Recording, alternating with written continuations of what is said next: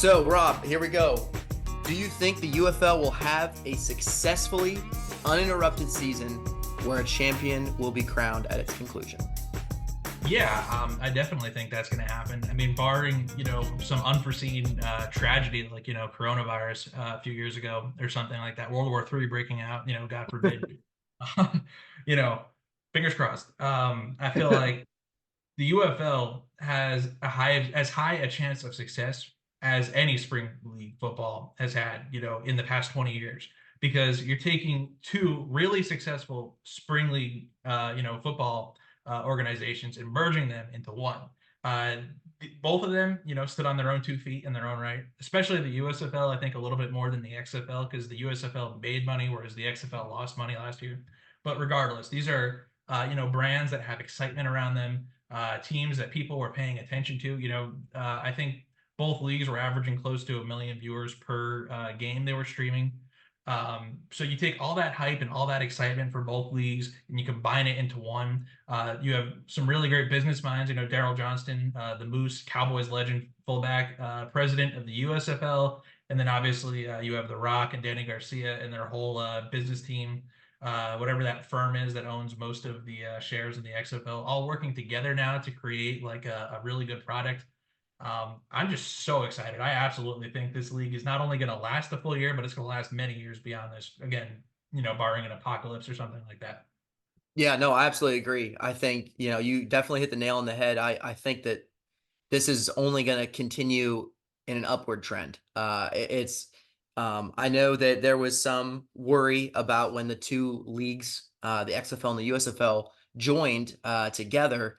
But honestly, I think that the level of talent is going to be even so much better because of that they're condensing the leagues with the players onto these four teams. I think actually we're going to be seeing a spring league that's the most competitive than it's ever been in recent times. And so I think that is alone also going to set it apart from what the XFL has done in the past and what the USFL has done in the past. That level of play, I think, is going to mirror the NFL's level of play, even maybe not to the same like standard, but as a fan watching it, there's not going to be like, I don't know. I feel like there's not going to be as many missed extra point field goals, or even though I know that's not even a part, but in the USFL in that first season, it was like, wow, is your kicker going to even make the kick? So I think that the level of competitiveness is going to go really high, and will only add to more people becoming interested in it, wanting to watch games, and I think it would only bring up the viewings, bring up the ratings. Um, Only good stuff ahead. So yeah, absolutely. I think that there will be not only one season, but many, many seasons. That is a fantastic point. I don't think a lot of people are talking about, and there's going to be the best of the best for spring league football this year. All of the teams have the best players from both leagues, like you just said. So we're going to see a premium level of talent, all across the league this year. It's going to make things super competitive and super fun. I cannot agree more with what you just said. That's a great point. Okay, Carson. So next thing here, do you think the league owners will announce four additional teams for the 2025 season? I don't think that it's outside of the realm of possibility. I think for finance reasons, and to get it better off the ground, I think that we will probably see a couple seasons with just 8 teams total. But we've heard the people running the UFL that they are open to expansion. And I think that's really going to play off of the fact how well this season goes. Um, but absolutely, I would probably disagree with the 2025 season, but you look at 2026, maybe 2027, uh, when the league kind of has solidified itself in the spring and it has a repeat season that does just as well, if not better. Um, I think that you could start to see expansions from the teams that already existed in the USFL and the XFL that they had to cut down. I think that they could start to reestablish those teams. And I think something that's super unique is, they may have people that would want to own or co-own or work with the UFL to have their own team, just like the NFL. Each team has its owner. And I think that we could start to evolve into that where you have maybe wealthy people, let's say in Las Vegas, in LA, in New York, that may want to be like, you know what, I really love football. I want to own a expansion UFL team. And then that could lead ways to not only more funding, but also a expansion into a new market, and of course, new fans, a maybe not new stadiums, but using stadiums that are already there to generate revenue and interest within their own pocket. Um, so yeah, absolutely, I can 100% see them expanding. I just don't know if it's going to be next year. I think they're going to need to solidify themselves for a little bit before they start to swing big and go bigger. So I thought I heard this a couple days ago, and I just was looking it up to see how true it was. But apparently, the DC Defenders defensive coordinator Greg Williams said that they'll be adding four more teams next year, and then four more teams after that in Really? 2006, in order to get to a 16 team league, which I Yeah. think perfect. I think that's a really good way to do it. Because, like you said, there's probably going to be a ton of interest in owning a UFL team. There's a lot of great markets that aren't being, utilized right now. New York, I don't know how, the biggest market in the entire world isn't being, utilized by the UFL. There's so many cities out there that could use a football team in the spring league. I feel like having a 16 team league would be really good because there's a lot of good players who are just on the street right now after the Yeah. roster. There's a lot of players left. Maybe it wouldn't have that factor where it's just like the best of the best the way it will be this year. But I feel like the more teams you have, the more exciting it can be because you never know what kind of talent you're going to discover when you go out there and you have to like sift through, a lot of these unknown players. I mean, you look at a guy like Brandon Aubrey, who is now an all-pro kicker for the Dallas Cowboys. He kind of started out as that like unknown quantity in the USFL where, he was just like a soccer player that wanted to play football. And they're like, yeah, we'll give you a chance. I think you have a much higher chance of stuff like that happening if you have more teams. And I think Yeah. it's stories like that that make spring league football so special. So I'm really excited to hear that, at least according to the defensive coordinator of the DC Defenders, which, who knows how much he's actually aware of like the greater plan or whatever. It sounds like expansion teams are certainly in the future of spring football. Um, I would love that. Maybe our Jersey Generals will come back to us. Who knows? Yeah. Who knows? Who knows? And absolutely, I think that, as you mentioned, it's such a great point is with expansion, with more teams, uh, these players in college that may not be high draft prospects for the NFL that still want to continue on their careers in the UFL can absolutely do that. I mean, I even think of even like arena football, and I know it's different, but there's like over 20 some teams, maybe not now, but there was at one point. I know that there was, I think they still exist, but the Iowa Barnstormers, they were kind of like a big kind of arena football team. And there's a lot of those around. So even like there is players out there, there's people that want to do this, and providing those opportunities for the next Brandon Aubrey, the next Cavante Turpin, who also did super well in the USFL and then went to the Cowboys as well. You know, that could absolutely turn into a stepping stone, like we've been talking about to the NFL, and getting these kind of um, unknown players kind of more traction in terms of, hey, this is a really good guy. Like he can really play this position well. So yeah, absolutely. All right, Rob. Well, So this one's going to be an interesting one, but uh, do you think that the Michigan Panthers from the USFL conference and the San Antonio Brahmas from the XFL conference, do you think that both the Panthers and the Brahmas combined will have a win total of 6 games this season or less? I don't think they're going to have six total wins this year. I think you look at the worst teams in all the spring football leagues, as far back as you want to go. The two worst teams, which I think these two are going to be, have never hit 3 wins. They're always like at one or two. And I think that's probably where these two teams are going to be this year, one or two. I just think their talent level is just not a match for some of these other teams that they're going to be competing against. Granted, like we talked about, premium talent, best of the best for spring league football and all the teams. So maybe things will be a little closer than I'm expecting just because of that factor, because of how few teams there are right now. And maybe they'll surprise us and have like a 3 or 4 win season. But the way I see it right now, there is no way these two teams will combine for 6 wins this season. Yeah, no, I also agree. There's not really those players that pop out on these rosters to me, um, or even like defensive or offensive sides of the ball. Of course, you have Trey Quinn on the Panthers, who's pretty good. But yeah, I think we've kind of seen this play out before in these past spring leagues. You look at the Pittsburgh Maulers, even the Houston Gamblers, the first season in the USFL, where they barely got to 2 wins. Even the XFL, you look at the Orlando Guardians or the Vegas Vipers, not very many wins. So I think 6 wins total for both of those teams combined is going to be really pushing it for them. And as you mentioned, Rob, I think that the talent overall in their respective conferences is so much greater than what they have to offer. So yeah, I think it's going to be a struggle for them to get to a combined win total of 6 games. Yeah, I don't see it happening.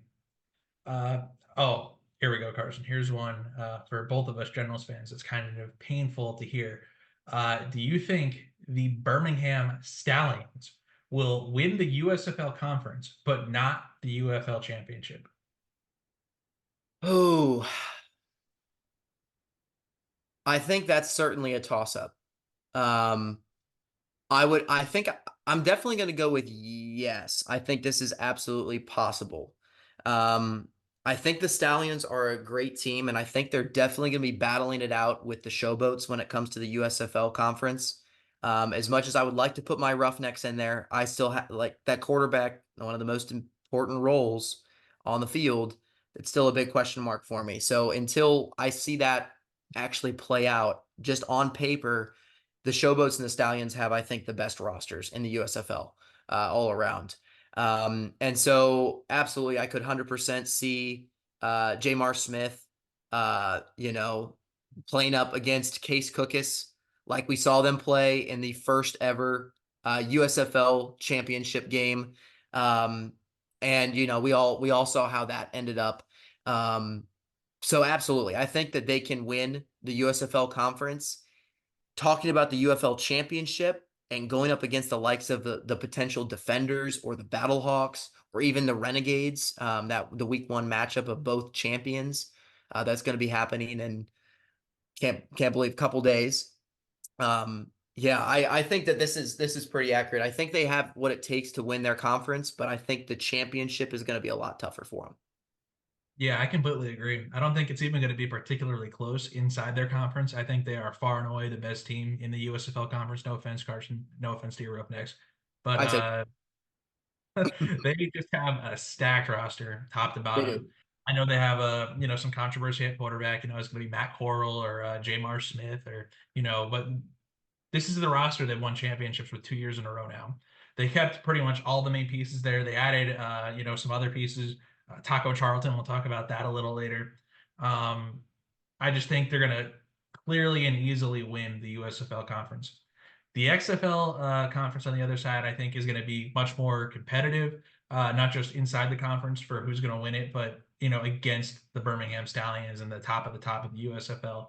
Because, like you said, I just think there's better overall quality in the XFL conference right now. I think you have 3 teams that in the XFL conference could very seriously compete for a title, and the Renegades, the Battlehawks, and the Defenders. All 3 of them have a real shot, and I think all 3 of them are right up there with the Stallions in terms of how good they are. So I would be shocked if it worked out anyway. Besides this, to be honest, maybe the Stallions will take what I'm saying and what you're saying is extra motivation, come out and just destroy the Renegades first game of the season, go on and just beat everyone and win the championship. But I just don't see that happening. I think they will win the USFL conference pretty easily, but then I think they're going to get beaten in the championship game. Yeah. So talking about with what we were discussing in terms of league expansion and whatnot, of course, all that comes down to attendance at games. And we've already seen the St. Louis Battlehawks pack their facility almost to the brim last year with the XFL. Crazy numbers in terms of the attendance.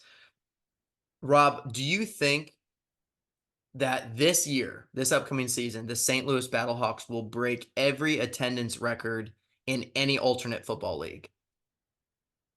I mean, absolutely. I'm not sure exactly how big their stadium is, if it's capable of holding that many people. I think it is. I think Um, so. I'm sure it is actually. Yeah, it's like one of the bigger stadiums in all of spring football. It's just the Battlehawks are not only, in my opinion, the best team in the league this year.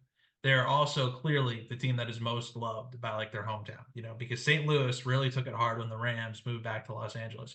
And to them, the Battlehawks are kind of filling that hole that the Rams left, filling that void with a football team that they can care about and be passionate about. So you have a city that is extremely devoted to this team in a league that I think is going to be receiving the most hype and attention that a spring football league has gotten possibly since the UFL of the 80s, where you had like all the superstars playing football there. So you just take like the most hyped league, the most hyped team, arguably the best team.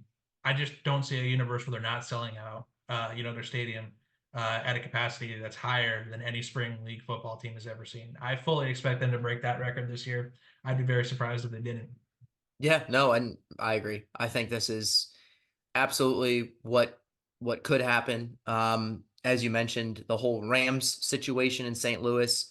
I've been to St. Louis multiple times, and let me tell you, they are not happy with the Rams leaving. And so the Battlehawks coming in and filling this void, whether that was 2020 or last year or now this year, they love their team. And in St. Louis, call is law, and they will all rally and come out to those games.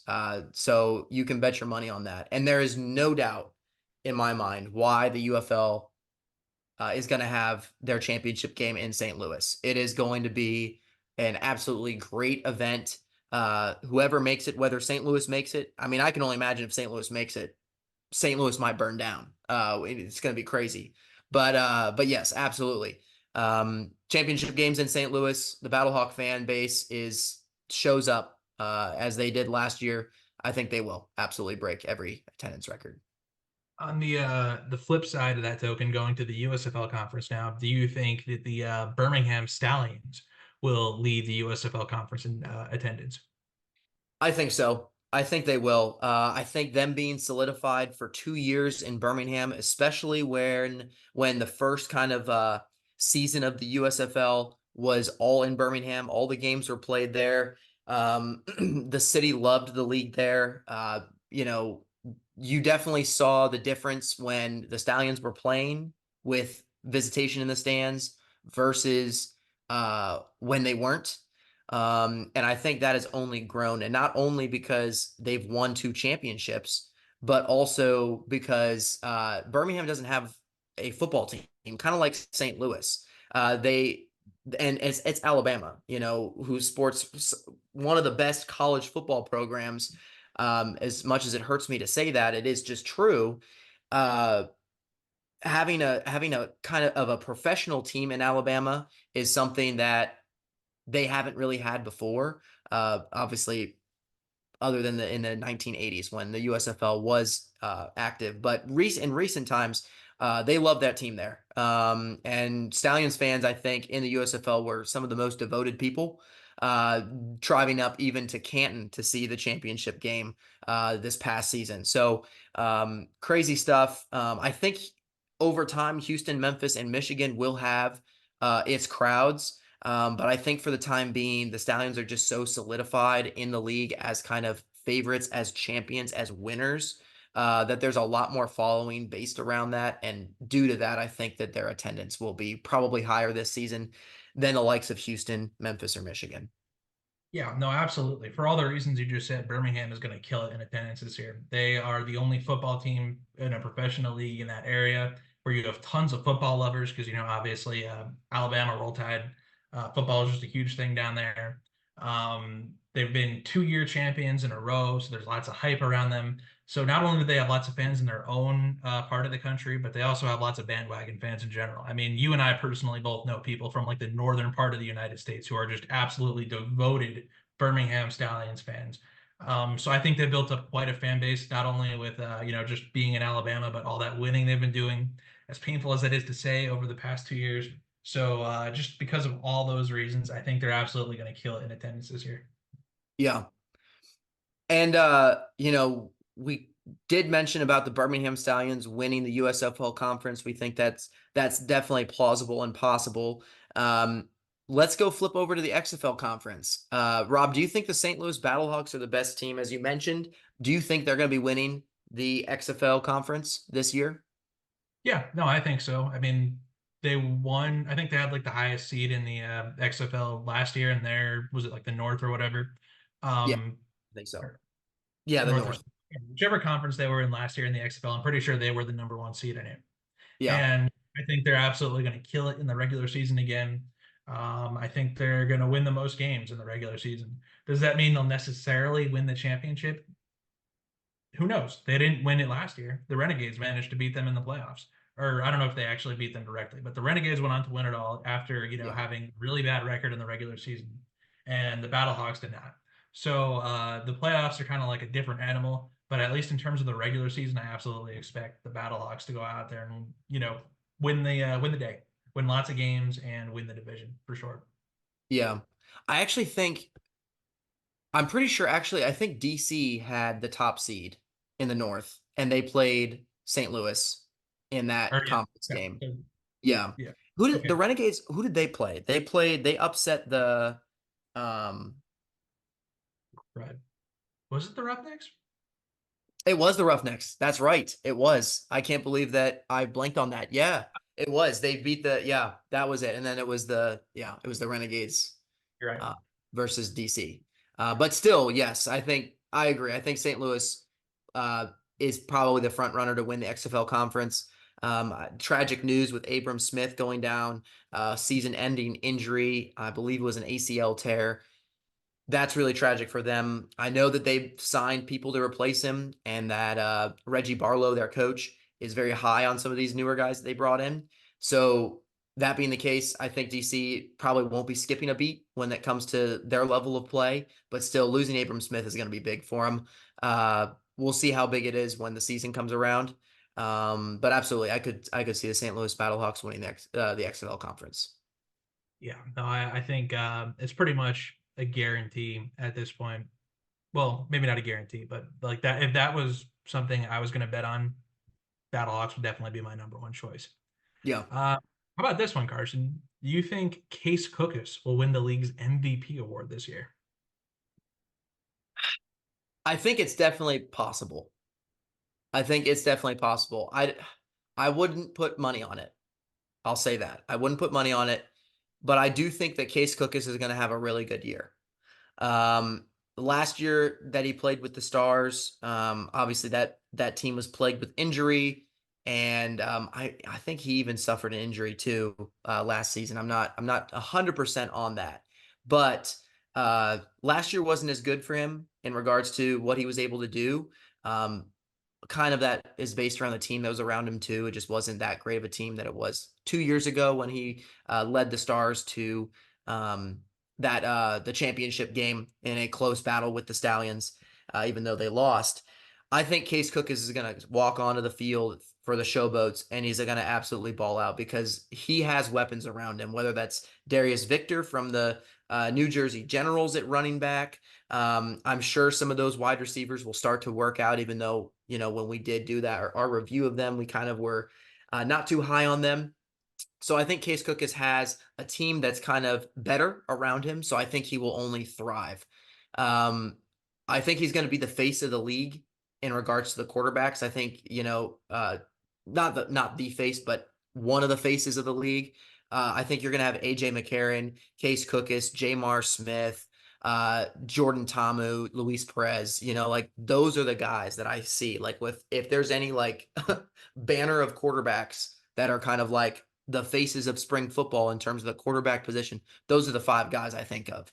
And so if those 5 guys are running for the league's MVP award this year. And obviously, with the NFL, a lot of times quarterbacks do end up getting the MVP award. So if that works for the same kind of reasons in the spring league with the UFL, I think Case Cookus could absolutely have a baller season and end up winning.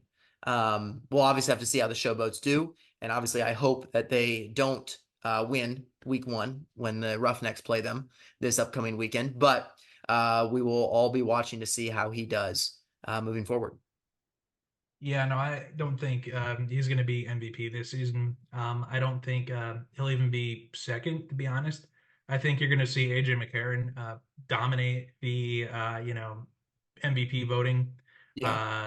because I think the Battlehawks are going to destroy everyone in their path, at least in the regular season, with how loaded that team is right now. I think you might see one of the other more mobile quarterbacks lead like the second place votes. Whether that's Tamu with the defenders or someone like that. Just someone who does it all for their team instead of just being a less mobile quarterback like Case Cookus is. I think he might be third. I think he'd have a good shot at that, but I just do not expect him in any capacity to be leading the MVP vote this year. So my money would again be on AJ McCarron just because I'm a big believer in the Battlehawks, just being amazing all around this year. So Yeah. Well, Rob, you know how I feel about this. I briefly mentioned it before, but I want to hear your take on it. Do you think that the Houston Roughnecks will have the number 1 ranked defense and will lead the league in quarterback sacks this UFL season? So I was thinking about this, and I think there might be a few teams in the XFL conference that I think have more talent on their defense, Mm, even if it's close. But I mhm. believe that the Roughnecks will still have the number 1 overall rated defense because they're playing inferior competition. The offenses they're going up against outside of Birmingham are not really all that electric. I feel like that means they'll probably give up less yards and less points and just have better overall defensive numbers even if I think like let's say the DC Defenders or the Arlington Renegades have a more overall well-rounded defense. I do think their pass rush is going to be absolutely fearsome. They added Reuben Foster, right? Who Yep. I know is a great middle linebacker who can also kind of rush the passer. They just have a lot of good guys on that defensive line, and I think they're going to bring a lot of pressure. I don't know if they'll lead in sacks, but I fully expect them to probably have the number 1 overall ranked defense in terms of yards and points and all that sort of stuff, just because they have an elite defense like a few other teams do, but they're the ones that are playing the weaker competition. So I think you got to give them the edge in that category. Yeah. I think it's absolutely going to be super fun to watch defensively. I'm really excited to see Reuben Foster out there. But the guy I'm actually really probably more excited to see is Chris Odom. And I know for the Gamblers, his first season, he completely balled out and then ended up getting an NFL contract, I believe, with the Browns. I'm pretty sure it was the Browns. Yeah, it was. Um, and so he didn't play in the last USFL season. So it's going to be super cool to see him back within the kind of spring league where he did dominate. But he's the type of player like a Cavante Turpin and Brandon Aubrey, where NFL teams saw what he could do on the field in a UFL, or well, it was the USFL, but now will be the UFL, and was like, you know what, that is special talent, and we need him on our roster. And although he never really, I don't think he was in many starts. I don't think he started any games. I think he was just a practice squad guy. Um, but still having that kind of talent on the defense could be very electric. So I'm super excited and super stoked to have Chris Odom on that line, um, and just to see what he can do to the offensive lines of these teams. I will agree, though. I do think that yeah, going up against the Panthers and the Showboats, it might be a little bit easier for the Roughnecks in relation to the Defenders and Renegades and Battlehawks. But I do think that this defense can certainly give any team a run for their money, and I would caution teams to count them out. Um, because I think that they can be sneakily good on defense. Offensively, we'll just have to see. But yeah, if you're not careful, I think these guys can hit you where it hurts, and they have shown in well, not preseason, past seasons of spring football that they can absolutely ball out on their respective teams. Yeah, no, I completely agree. I think the Roughnecks are going to be absolutely dominant on the defensive side of the ball this year for sure. All right. So we've talked a lot about the UFL, but I have one more for you, Carson, and it's related Yeah. to the NFL. There was some drama surrounding San Francisco 49ers wide receiver Brandon Ayuk today, where the 49ers general manager was talking about how he wanted to extend Ayuk and keep him in San Francisco, said he didn't want to trade him. And then Brandon Ayuk went on his Instagram page where he put up a message featuring several emojis that basically translated to the message saying, if you're gonna BS me, I'm gonna walk and go get more money somewhere else. Mm. So, what do you think? Do you think Brendan Ayuk will be playing on a different team next year? You think he's gonna get traded? I think it would be a big mistake to let the 49ers lose Brandon Ayuk. I think that Brandon Ayuk fills a role on this 49ers offense that complements Debo Samuel, that complements Christian McCaffrey, that is very key to Brock Purdy's growth and success. And having an option like him to throw the ball to. Uh, I think the 49ers have to definitely be careful when it comes to Brandon Ayuk, because I think he can absolutely be traded this season if he is unhappy with where he's at in San Francisco. If he's unhappy with how things are run, um, that could be another top level wide receiver going to a different team. Um, I just really think the 49ers should really think this one through because losing Brandon Ayuk is a big weapon for you guys, and it could lead to your uh, potential downfall this year in running and then letting realistically the Rams run away with the division. Yeah, absolutely. I mean, I think losing Ayuk would be a huge part of their offense. They'd just be walking out the door. In my opinion, he was a top five wide receiver last year. I think most people would agree with that. I think pretty much every advanced metric would say that. So letting him get away from you would be a huge mistake because unless you get something like massive in return for him, um, a draft pick isn't going to cut it today. Because when you have that first round pick, what you're hoping for is you get a guy like Brandon Ayuk. Yep. So why would you trade him for a chance at getting a guy that's hopefully as good as he is? I know it's a cheaper player, but at the end of the day, that's not going to help you win Super Bowls. Yep. Having a guy on your team is what's going to help you win Super Bowls. At the same time, if he's unhappy with the 49ers and they can't afford to give him the money that he wants, there's nothing worse on your locker room than having a player there who doesn't want to be there. So I feel like if that's the situation they're in where he's unhappy with what they're offering and they really can't afford to offer him more, um, maybe they have to trade him. I think that would be a really terrible way to manage their team. I think they should find a way to give Ayuk whatever it is he wants because I feel like he's a huge part of that offense, like you said. And if he goes away, I don't think they'll be anywhere near as productive as they were this past year. And that could really open the door for the Rams to kind of creep up and become that new NFC West champion, like we talked about last week. Hmm. Um, so yeah, and whatever team gets him, I think that'll be really exciting to see. I know some of the names floated out there, the Giants as a possibility. The Patriots were reported to be interested. The Steelers, who don't really have anyone besides George Pickens playing that wide receiver spot right now. Although I saw Van Jefferson sign there, but they don't have a real dynamic number two threat. Um, Even the Titans I saw were in play, although that was before they signed Ridley. So I don't know how much that changes the equation because, that's going to be another huge wide receiver contract they'd have to hand out. Yep. Um, at least 100 million, just like Ridley. So Yep. probably not as tenable now. I saw one that was really fun. Honestly, my favorite was the Bears. Oh. Uh, yeah, because they have two first round picks, right? So what if they take that number 8 or 7 or whatever it is overall pick and they flip it for Ayuk? I know maybe it would make more sense just to stay there and take Rome Odunze, but Ayuk is a proven commodity. He's in his prime. He's only 25 or 26, right? Why not go out there and get a guy like that? Put him with DJ Moore and Keenan Allen. Form the best wide receiver trio in the league for Caleb Williams when you get him on your team. All for the cost of like an auxiliary first round pick, something you were just going to use to build around Caleb anyways, probably at that position at wide receiver. Yep. I don't know if they have the cap space to go pay Brandon Ayuk whatever contract it is he wants. But I think I would rather have Brandon Ayuk right now than take a chance on a guy like Rome Odunze.